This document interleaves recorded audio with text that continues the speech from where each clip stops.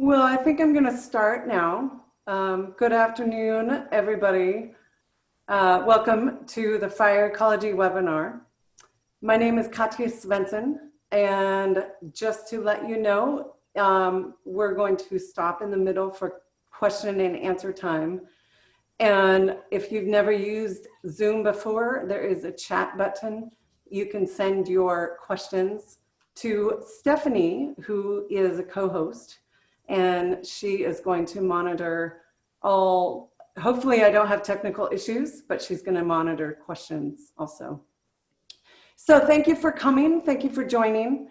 I also work at Spring Lake Regional Park. I lead environmental education programs. So this first slide here, I'm wondering if anyone guessed what park it is. It's a park, obviously, with a lake. And it was burned in the Nuns Fire in 2017. And this is Spring Lake Regional Park up at Lake Sutton. So this is an overall of fire ecology. I'm dividing it into three parts. One is how California plants and animals have adapted to fire. Two is I'm going to go into a little bit of what fuels are and what it means and how our forests look.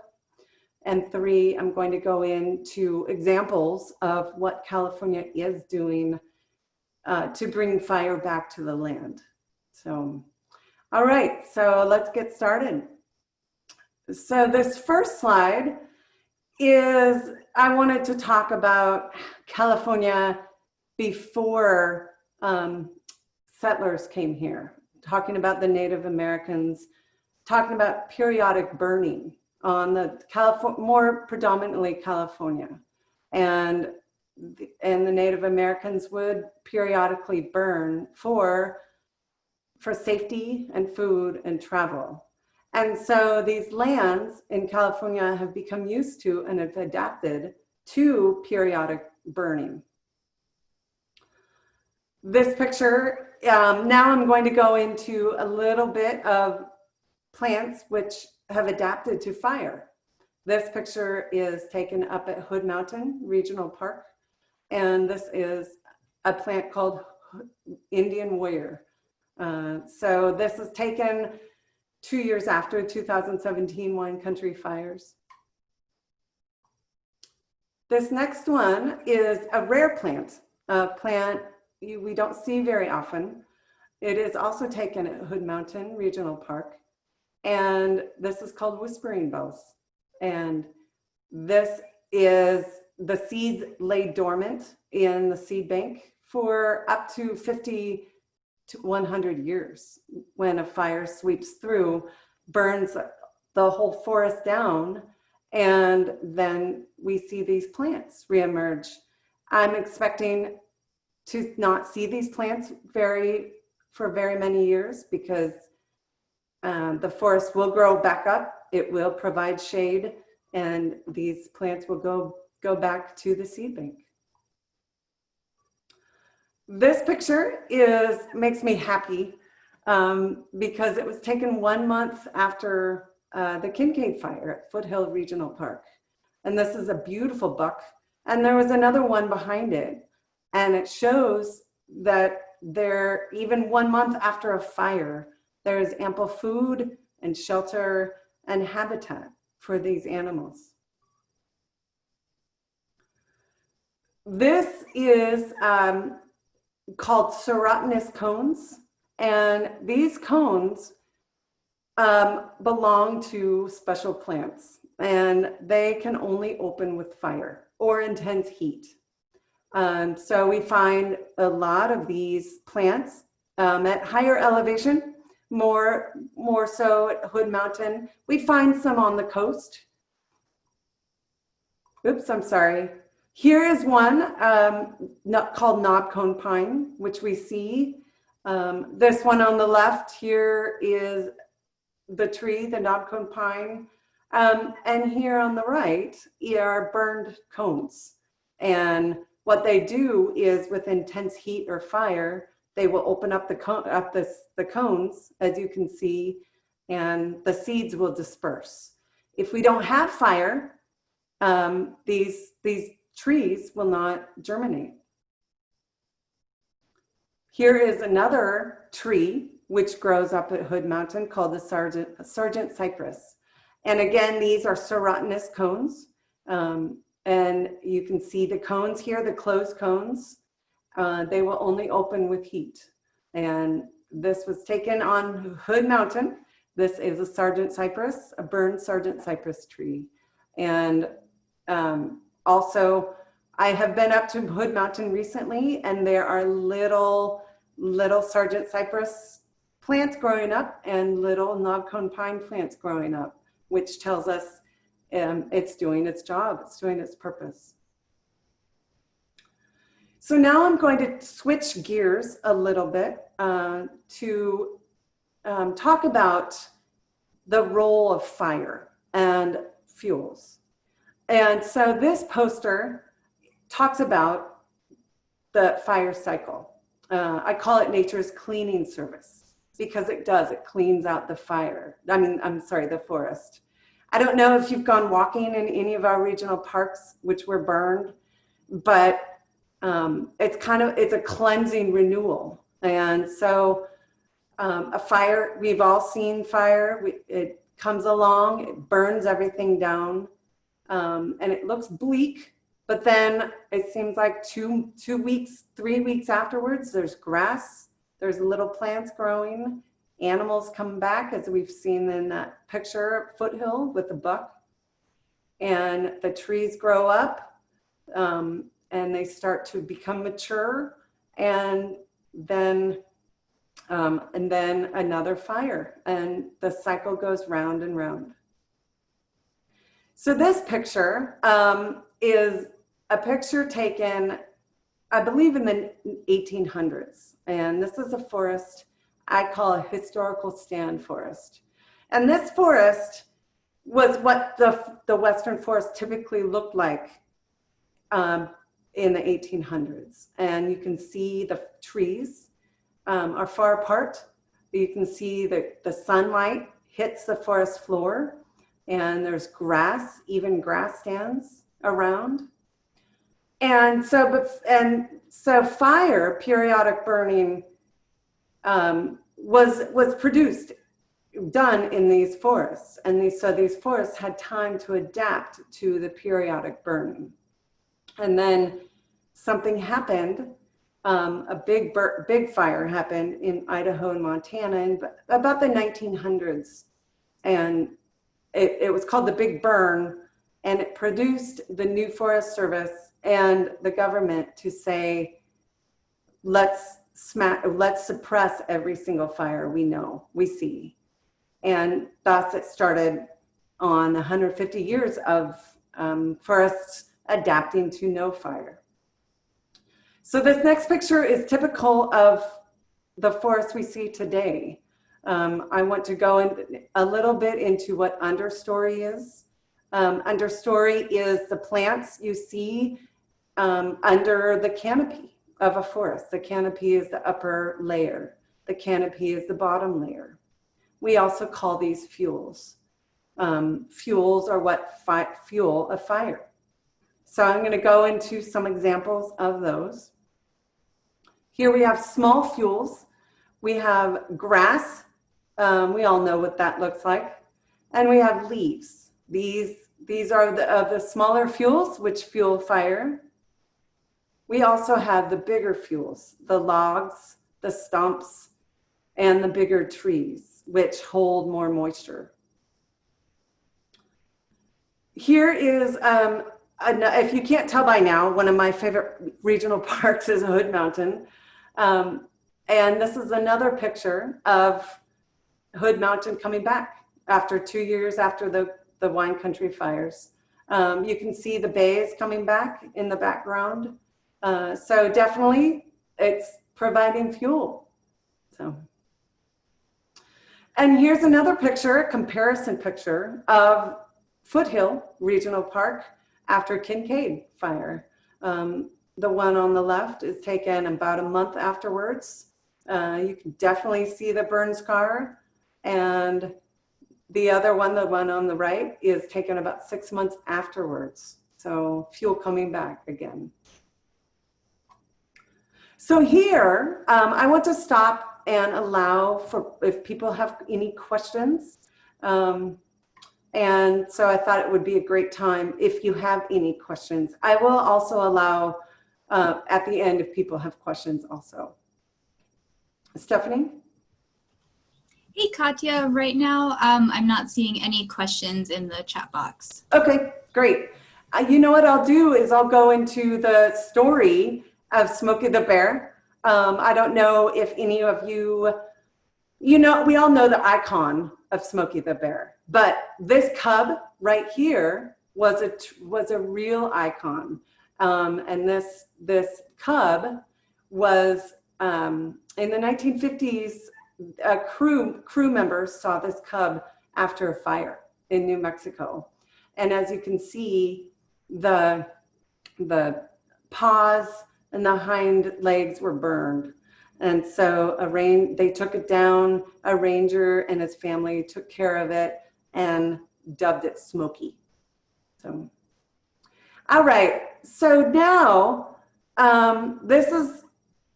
now what I want to do is I want to go into some of the ideas, some of the things taking place in California to help our forests, to keep our forests, to get back to the way it used to look, the historical stands, and how can we keep our forests from bursting into catastrophic fire we've seen. And so this slide, what it means by log it, graze it, or watch it burn, not cutting down every tree, but thinning the understory. And I'm going to go more into that a little bit. Grazing it, I'm sure you've seen different programs with sheep or goats grazing on land, or watching it burn up in the mountains, up in the Sierra. The Forest Service have definitely watched a fire put itself out after a few weeks. So here is a slide, prescribed burning, putting good fire back on the land. And this is gaining much momentum here in California, is putting prescribed burning back on the land. The good fire, not the catastrophic fires we're seeing. The good fire is getting rid of the invasive species we see, bringing back the native species. It's burning the understory I talked about. And also prescribed burn associations. Those are gaining momentum also in California, and those are associations of people who want to put fire on the land. They're neighbors or landowners, and it's neighbors helping neighbors. It's kind of like a barn raising or cattle branding, where you come to my land and I help you burn, and then you come to my land with me, and help you burn there. If you have questions about prescribed burning, I will have an website at the end of this. Here, I wanted to put this one in. This is a map of the Kincade burn scar, where it went. You can see it went a little bit into the pocket fire of 2017, and also it went into the Tubbs fire of 2017. And this goes right into prescribed burning. I know it's not a prescribed burn at all, but when a fire goes into a burn scar, there's not much vegetation there. And it was about 3 years afterwards, 3 years worth of vegetation. And the flames lay down a little bit in the Kincade, and it allows firefighters to be able to get access and gain access to around the control lines, being able to put it out. Here's another example. Here's grazing. At regional parks, we've had many grazing programs. There's been one at Spring Lake Regional Park. and one for many years at Helen Putnam Regional Park, having sheep and goats. And the other day I was just driving up Fountain Grove, and there was goats grazing there. And they mow down all the fuels you see, all the tall, big fuels. So what this is it's a wetland at Foothill. And this wetland is sandwiched in between houses. And so this is the beginning of talking about fuel breaks and shaded fuel breaks. So this wetland here allowed firefighters to be able to gain access to the houses and bring people to safety. And this wetland combined with Foothill Park provided the fire to not be able to go into the town of Windsor. And this acted as a buffer zone for the fire. And I'm going to go into examples of shaded fuel breaks. So here's two examples of shaded fuel breaks. This one on the left where it says Kincade fire burned through the forest with thin understory. This is right where my cursor is. This understory was thinned. Remember that understory I was talking about, I showed of the forest? And so when a fire, like a wildland fire like Kincade goes through, sweeps through, it doesn't burn so hot. Here's another picture of a shaded fuel break, and on the right, and it's butted up right against a road. And shaded fuel breaks don't always have to be along roads. They can be high up in our regional parks. But what it means is just the understory is thinned out. So you don't have the crowding we see of typical forests we see today. Here's another picture of a comparison of different fuels at Foothill. The one on the left is the burn scar of Kincade fire, and the one on the right is the fuels coming back. So this is more technically, this is at Pond B. So for those of you who love Foothill. So in conclusion, I wanted to give a shout out to the Sonoma Valley Wildlands Collaborative. And what this is that there's 6 landowners, private and public, who have banded together to get, and they've been able to get money from CAL FIRE. And as you can read, it says all the information about it. If you have any questions about the Sonoma Valley Wildlands Collaborative, I will leave this slide up for a few minutes. Please contact Jen Stanfield at Sonoma County Regional Parks at 707-806-7696. And she is coordinating it, and she will give you all that information. Oops. Here's another slide. I wanted to give you a couple of websites if you care to. I will leave this up for a few minutes for you if you wanted to copy these down. If you're interested in those prescribed burn associations, this one right here, www.egret.org/fireforward, is run by the Bouverie Preserve in Glen Ellen. So they always look for people. This other one, this middle one, firesafesonoma.org, is if you are a landowner, or if you own a home and you're concerned about home hardening or concerned about your property, you can go to firesafesonoma.org and they will show you all the information you need to know. Also, the last one, this picture right here is from California Native Plant Society. And you can download this guide. It's a fire recovery guide. And when it first came out, it came out after 2017 fires and just covered Sonoma County. But now it covers all of California. And it goes into what a landowner needs to know. It goes into what plants have adapted to fire. It goes into the good fire. It's a very well knowledgeable and in-depth guide. So I'll leave this up for a few seconds if you want to copy it down.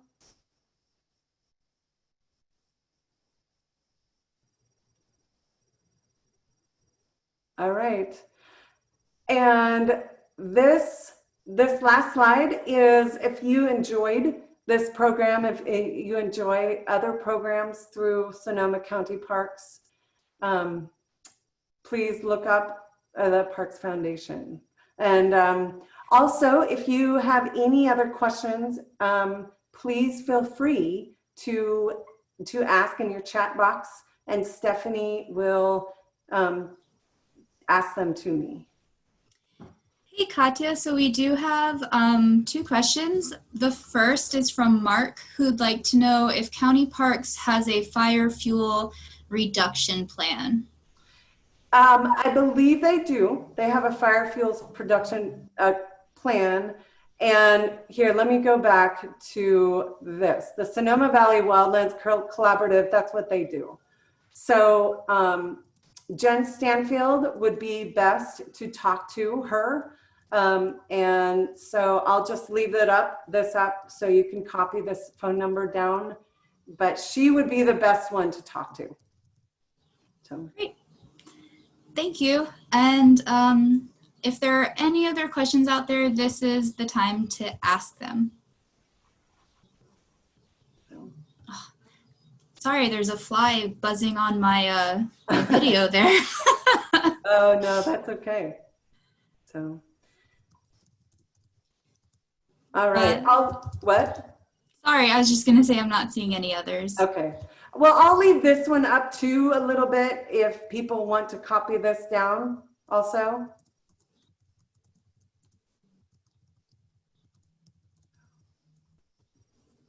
All right. Oh, oops, I'm sorry. I don't know what I pressed. That's all right. All right. Well, thank you very much for joining me this afternoon on a Friday afternoon. I do hope you have a great weekend and go out and enjoy the parks. Thank you. Bye.